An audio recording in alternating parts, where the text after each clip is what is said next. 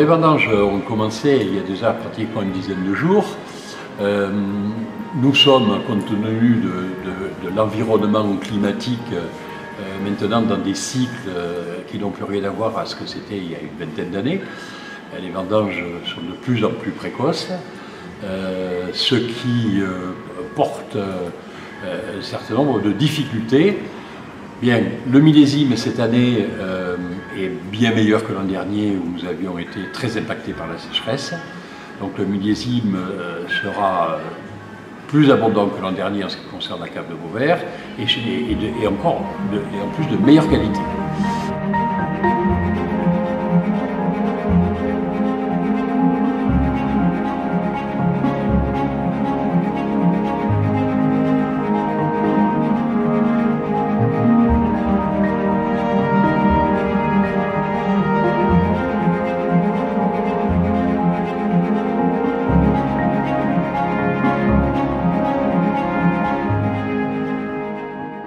Voilà, alors c'est ce qui a été la plus grande révolution pour les vignobles, le vignoble méditerranéen, mais pas pour la cave de Vauvert bien sûr, c'est l'arrivée de la production de froid dans les caves.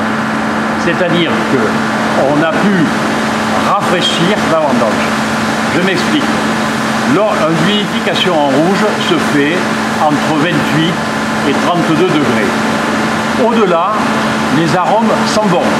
On tue les arômes et ils partent dans la nature. C'est pour ça qu'il y a 50 ans dans les villages ça sentait bon pendant les vendanges. Maintenant ça ne sent plus parce que les arômes restent dans les cuves. Voilà, donc au-delà de cette température, bon, alors qu'est-ce que... Nous, on était pénalisés les Méditerranéens, pourquoi?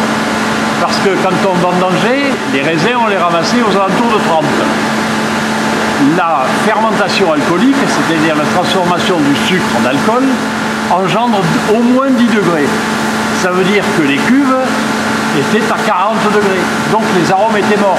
Et nos anciens disaient, les cuves bouent. Ben oui, elles bouaient, parce que il y avait des...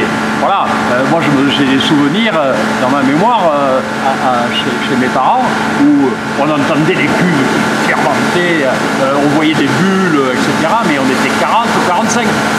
Donc c'était normal qu'après on fasse du vin pour les soldats. Bon, ça c'est complètement fini quoi. Maintenant on veut, le consommateur, j'y reviens, il veut des arômes, il veut de la fraîcheur, il veut de la rondeur, il veut des goûts de fraises, de framboises, etc.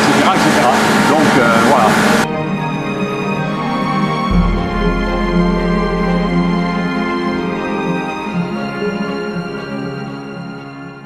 La demande du consommateur est d'abord elle est empreinte de zapping, c'est-à-dire que le consommateur est capable de changer, pas quotidiennement, mais presque, de vin qu'il va boire. On n'est plus sur un consommateur fidèle à un goût, fidèle à une habitude, fidèle à une bouteille. Maintenant, les gens se promènent comme ils font sur Internet, comme ils font sur tout, se promènent et compte tenu qu'on a une très grande variété de produits, les gens se baladent dans leur envie de dégustation. Malgré ce, on est quand même sur une tendance sur le rosé. Ce rosé qui est passé d'un rosé extrêmement rose à un rosé extrêmement pâle. Aujourd'hui, la mode, c'est un rosé très pâle avec des reflets bleus.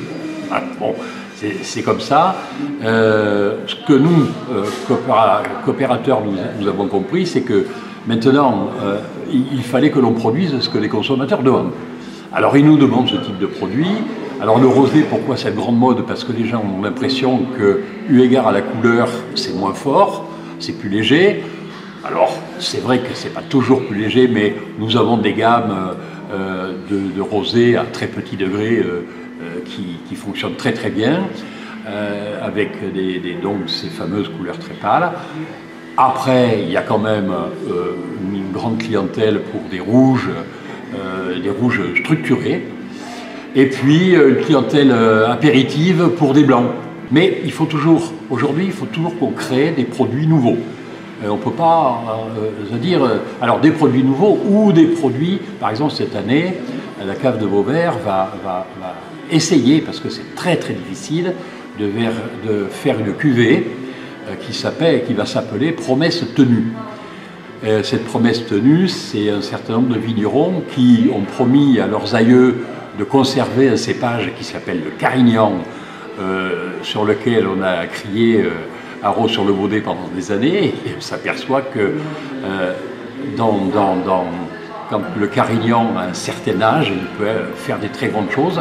Donc, promesse tenue, pour ce cépage qui est vraiment un cépage de chez nous, et deuxièmement, une vinification à l'ancienne, c'est-à-dire en macération carbonique, c'est-à-dire où on met les grappes entières dans la cuve que l'on ferme et qui ensuite, chaque vinification se fait à l'intérieur du grain, grain par grain. Et ça peut donner des choses absolument éblouissantes. Donc on va faire comme ça une cuvée que nous espérons très haut de gamme. C'est pas parce qu'on est dans la coopération qu'on n'est pas capable de faire des produits très haut de gamme.